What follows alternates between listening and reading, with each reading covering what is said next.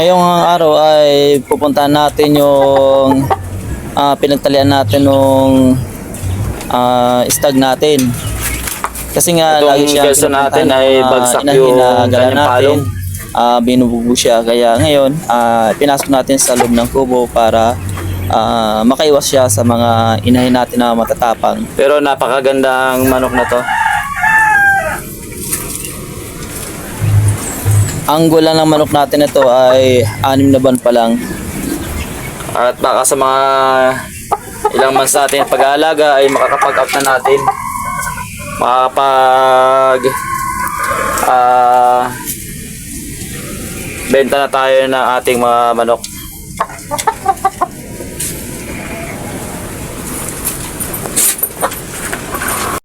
Update ko lang kayo mga lods dito sa ating inahing bulik. Yan, nangingitlog na naman ulit siya. At ayan, marami na siyang itlog ngayon. 7 na. Masipag mangitlog yung ating bulik at yung mga una niyang papisa medyo malalaki na. Ayan yung unang papisa niya.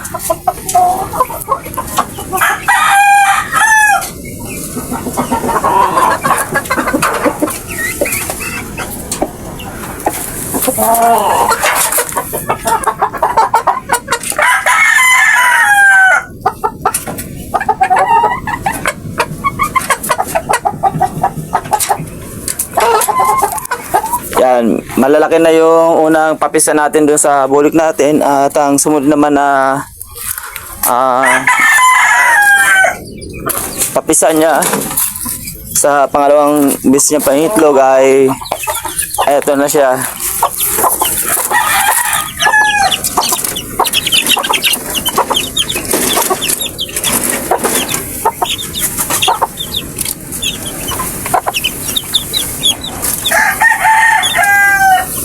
At itong inahin na to ay hindi naman niya mga sisiw ito. Sa kanya lang natin pinalagaan kasi nga yung pinalimliman natin sa kanya ay dadalawa lang yung napisa. Ayan. Yan. Yan yung kanyang sisiw. Tsaka yun. Yung nakadapo doon. Kaya ang ginawa natin, inihalo lang natin yung sisi nung bulik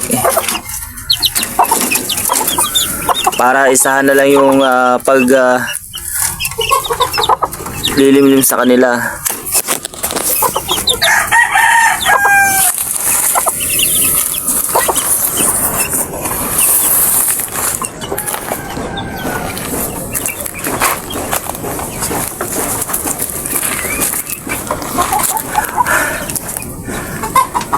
At itong talisayan natin na to ay hindi natin na pinaparami kasi nga hindi pa na isasabak sa exam.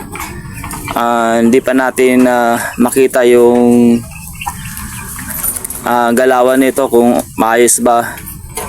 Kasi nga kahit anong daming bigay natin na pagkain sa kanya ay ibinibigay lang doon sa mga inahing bitaw natin. At siya mas gugustuhin niyang kunti lang makain niya at mas marami ang binibigay doon sa mga inahin. Kahit itago natin siya, nagtatawag talaga siya ng mga inahin. Hindi siya makapag-focus. Kaya ang ginagawa natin ngayon, inilalagay natin siya sa kulungan. Pagkatapos siyang kumain, saka natin binabalik sa talian.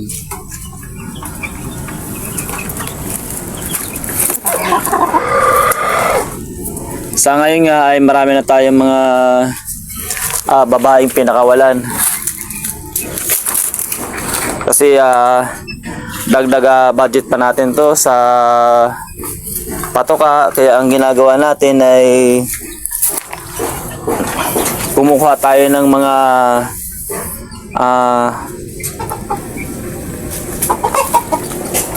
pagkain na makakatipid tayo sa kanila.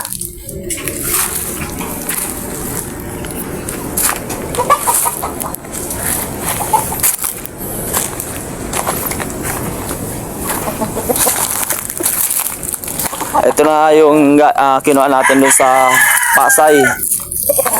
Itong manok na to,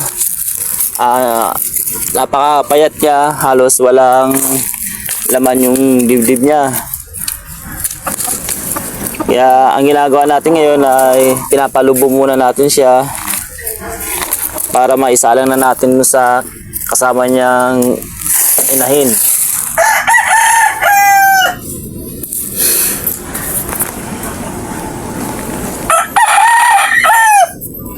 Hindi pa natin ito nakikita sa kanyang galawan, kaya baka mamaya susubukan natin ito kung okay ba yung kanyang galaw. Kasi sabi nung pinanggalingan nito ay mahusay daw ito at isinabak daw ito sa exam sa Pasay.